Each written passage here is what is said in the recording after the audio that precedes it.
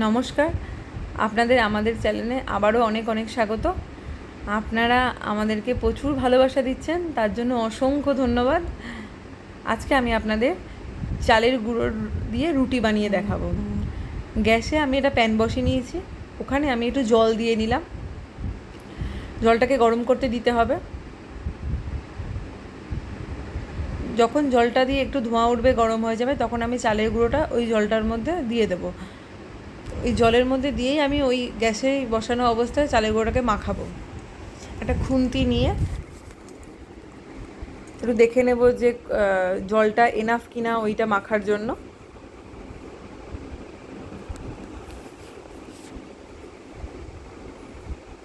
তো মোটামুটি আমার হয়ে গেছে, কমপ্লিট হয়ে গেছে। আপনারা আপনাদের পরিমাণ মতো জল দেবেন, যাতে যেটুকু জল আপনারা আটা মাখতে ইউজ করেন ওরকমই আঠা আঠা যাতে থাকে। তো গরম আছে, গরম অবস্থাতে মাখলে একটু নরম হবে জিনিসটা। আমি আস্তে আস্তে করে মাখিয়ে নেব।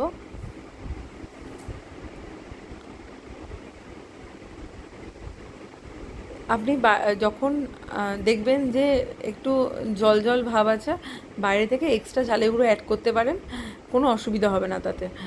মোটামুটি আমার ডোটা রেডি হয়ে গেছে, চালের গুঁড়োর যে ডোটা সেটা রেডি হয়ে গেছে।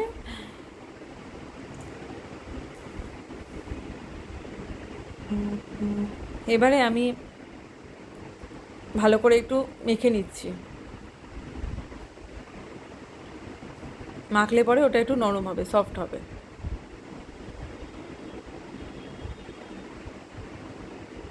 এবার আমার ডোটা রেডি হয়ে গেছে, ওখান থেকে ছোটো ছোটো লেচি কেটে নিচ্ছি রুটি বানানোর জন্য।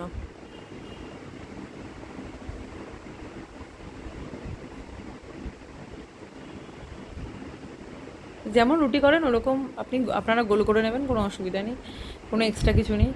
হ্যাঁ, বেশি করে রুটি চাকিটাতে বেশি করে চালের গুঁড়ো অ্যাড করবেন, যাতে ওটা লেগে না যায়। লেগে গেলে ওটা ওঠাতে অসুবিধা, ভেঙে যেতে পারে, গোল নাও হতে পারে। তো একটু বেশি করে, দেখতেই পাচ্ছেন আমি একটু বেশি করে চালের গুঁড়ো অ্যাড করে নিয়েছি। এবার আমি বেলে নেব।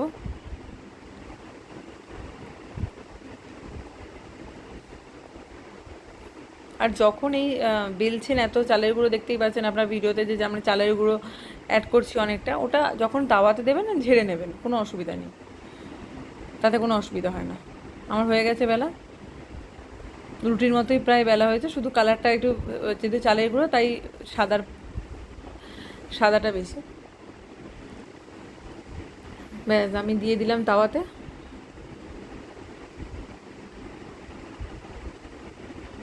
এপিট ওপিট সেকে একটু হালকা ফুলে যাবে, ব্যাস।